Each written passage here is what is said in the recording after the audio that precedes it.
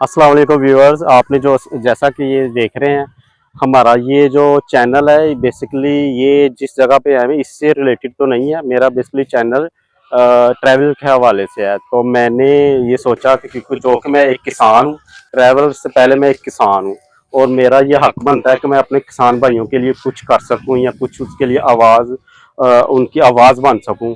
और मेरा ये वीडियो बनाने का मकसद ये है कि हम किसान भाइयों की आवाज़ बन सकें। किसान हमारे लिए अनाज लगाता है और वो इस बिना पे लगा रहा है कि वो अपना पेट पाल सके और अपने बच्चों का पेट पाल सके। और हर जैसे कि आपने देखा होगा, हर किसान जब अनाज लगाता है, जब ज़मीन में बोता है, तो वो इसी उम्मीद से बोता है कि कल को वो 6 माह के बाद कटाई के ऊपर वो अपने एक बाप अपनी बेटी की शादी कर सके या एक बेटा एक भाई अपनी बहन की शादी कर सके इस बिना पे। और जब उनको वो सारी चीजें करने के बावजूद भी किसान को उसका हक नहीं मिलता, तो वो किसान किस क्या करे। उसके लिए कोई उम्मीद तो होनी चाहिए। ठीक हो गया ते की माशाल्लाह ना रेट चल रहा जे रेट ਪਹਿਲਾਂ ਤਾਂ ਤਕਰੀਬਨ ਕੋਈ 250 ਹੀ ਦੱਸਕੇ ਲੇਕਿन ਹੁਣ ਰੇਟ ਕਮ ਹੋ ਗਿਆ। अच्छा ਤਕਰੀਬਨ ਕੋ 2500 ਰੁਪਿਆ ਸੇਲ ਕਰ ਰਹੇ ਆ। अच्छा अच्छा मैं पिछली दफा ना रेट काफी डाउन हो गया। डाउन हो गया, तो उसमें भी पिछली दफा ना काफी डाउन है। हाँ जी बिल्कुल। जिमीदार मैं हिसाब लै उड गए नहीं लगता है, पर ज्यादा नहीं बहुत ज्यादा है। ये उन गवर्नमेंट को सोचना चाहिए इस बारे, लेकिन गवर्नमेंट भी अपना ही मेकअप कर रही है। देखो गोदामा तक खत्म करके हर चीज गोदामा के उन पासपोर्ट धारा सी पासपोर्ट धारा भी उन्हें खत्म कर। अच्छा अच्छा अच्छा ये अगू इन्हां दा ਜ਼ਿਮੀਂਦਾਰਾਂ ਦਾ ਅੱਲਾ ਹੀ ਹਾਫਿਜ਼ ਹੈ। ਸਾਡੀ ਇਹ ਸਭ ਤੋਂ ਵੱਡੀ ਕਮਜ਼ੋਰੀ ਹੈ ਕਿ ਅਸੀਂ ਸਾਡੀ ਜਿਹੜੀ ਯੂਨੀਅਨ ਹੈ ਉਹ ਯੂਨੀਅਨ ਨਹੀਂ ਬਣ ਸਕੀ, ਅੱਜ ਦਿਨ ਤੱਕ ਨਹੀਂ ਬਣ ਸਕੀ। ਅਸੀਂ ਖੁਦ ਵੀ ਕਮਜ਼ੋਰ ਆ ਔਰ ਸਾਡੀ ਉਹ ਕਮਜ਼ੋਰੀ ਦਾ ਫਾਇਦਾ ਉਠਾ ਰਹੇ हैं क्योंकि जिस तरह किसान के हालात ने, अगर ऐसे तरह रहेगा किसान तो मर जाएगा जल्दी।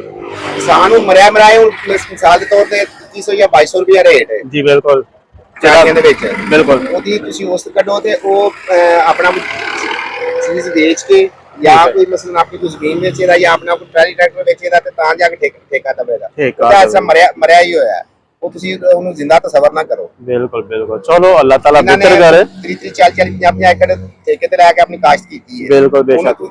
अगर मल्टीप्लाई करो सारा तो अखराजात करो नहीं वो तो कुछ भी नहीं। अगर वो कह सकते खाद पांदा है या तुसी कह सकते हो दवाई लेके पांदा है। ਸਾਡੇ ਵਿੱਚ ਮਸਲਾ ਇਹ ਹੈ ਕਿ ਖਾਦ ਜਿਹੜੀ ਹੈ ਦੇਖੋ ਨਾ, ਖਾਦ ਡੀਏਪੀ ਹੈ ਯੂਰੀਆ ਬਿਲਕੁਲ ਕੰਮ ਦਾ ਕੰਮ 2 3 ਬੋਰੀਆਂ ਤੇ ਪੈਂਦੀ ਹੈ। बेशक। ਅਗਰ ਉਹਦੇ ਅਖਰਾਜਾਤ ਖਾਦਾਂ ਦੇ ਨਹੀਂ ਪੂਰੇ ਹੋਏ, ਬਾਕੀ ਉਹਦੀ ਆਪਣੀ ਮਿਹਨਤ ਉਹ ਤੇ ਤੁਸੀਂ ਰਹਿਣ ਹੀ ਦਿਓ ਨਾ।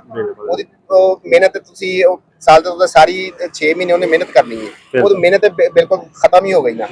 दूसरे तरीके दूसरा मामला है कि ਜਿਹੜੇ ਦੇ ਅਖਰਾਜਾਤ ਨੇ ਉਹ ਵੀ ਪੂਰੇ ਨਹੀਂ ਪਏ ਹੁੰਦੇ। चलो बाकी ਅਸੀਂ ਤੇ ਦੁਆ ਕਰਾਂਗੇ ਤਾਂ ਕਿ ਹਕੂਮਤ ਪਾਕਿਸਤਾਨ ਨੂੰ ਸੋਚਣਾ ਚਾਹੀਦਾ ਹੈ ਇਸ ਬਾਰੇ ਦੇ, ਤਾਂ ਕਿ ਕਿਸਾਨ ਭਾਈ, ਕਿਉਂਕਿ ਅਸੀਂ ਆ ਕਿਸਾਨ ਭਾਈ ਦੇ ਸਿਰ ਤੇ, ਠੀਕ ਹੈ। ਉਹ ਅਨਾਜ ਲਗਾਉਂਦਾ ਹੈ, ਆਂਦੇ ਨੇ ਕਿ ਕਿਸਾਨ ਰੀੜ ਦੀ ਹੱਡੀ ਹੈ। ਜੀ ਬਿਲਕੁਲ। ਰੀੜ ਦੀ ਹੱਡੀ ਨੂੰ ਬਚਾਉਣ ਵਾਸਤੇ ਕੋਈ ਲਾਇਆ ਮਲੀ ਕੋਲ ਲਾਇਆ ਹੋਣਾ ਚਾਹੀਦਾ। ਸਾਡੇ ਮੁਲਕ ਦੀ 75% ਮੁਆਇਸ਼ਤ ਜਿਹੜੀ ਹੈ ਉਹ ਖੇਤੀਬਾੜੀ ਹੈ।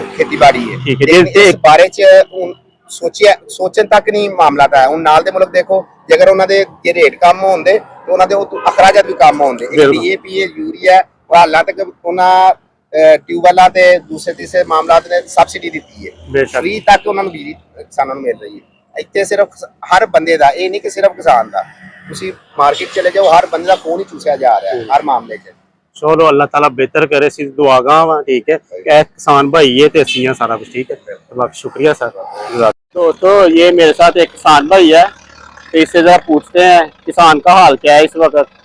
आज मेरे साथ ये, हाँ जी किसान भाई क्या हाल है? अल्हम्दुलिल्लाह ठीक ठाक। तो किसान भाई आप क्या कर रहे हैं इधर? मैं इधर वो गंदम की कटाई करवा रहा था, ठीक है ना। ये जो आदमी लगे हुए हैं ये सारे गंदम की कटाई कर रहे हैं, ठीक है ना। तो मुझे ये बताएं कि जो आपने इस पे लागत लगाई है इस पे है, तो आपको क्या उसके रिवर्स भी मिल रहा है कि नहीं? नहीं कोई नहीं मिल रहा, ठीक है ना। बहुत ज्यादा इन्वेस्टमेंट तो बहुत ज्यादा की है, ठीक है ना। पैसे भी बहुत ज्यादा लगाए हैं इधर, ठीक है ना। तो उस हिसाब से देखा जाए तो जो क्या से कहते हैं पैसे भी जो है ना वो पूरे नहीं हो रहे हमारे ना। इसका मतलब आजकल किसान के हालात काफी, हाँ जी काफी ज्यादा जो है ना वो डाउन है, ठीक है ना। पैसे नहीं पूरे हो रहे तो किसान तो एक हिसाब से वो मर रहा है, ठीक है ना। कोई मतलब के पैसे नहीं पूरे हो रहे तो बचत तो दूर की बात है। तो आपने कोई आगे अपील की है, आगे कोई आपने हाँ फायदा जी, होगा। उनको की है, अपील वगैरह भी की है, लेकिन कोई आगे से कोई रिस्पॉन्स नहीं मिल रहा हमें, ठीक है ना, कोई आगे से तो कोई वो नहीं। मुझे ये बताएं मंडी का क्या रेट चल रहा है आजकल? मंडी तो इस टाइम जो है ना वो चल रहा है 2600 2600 रेट चल रहा है मंडी में चले गंदम का। चले ठीक है, हाँ भाई शुक्रिया। ओके जी, अल्लाह हाफ़िज़।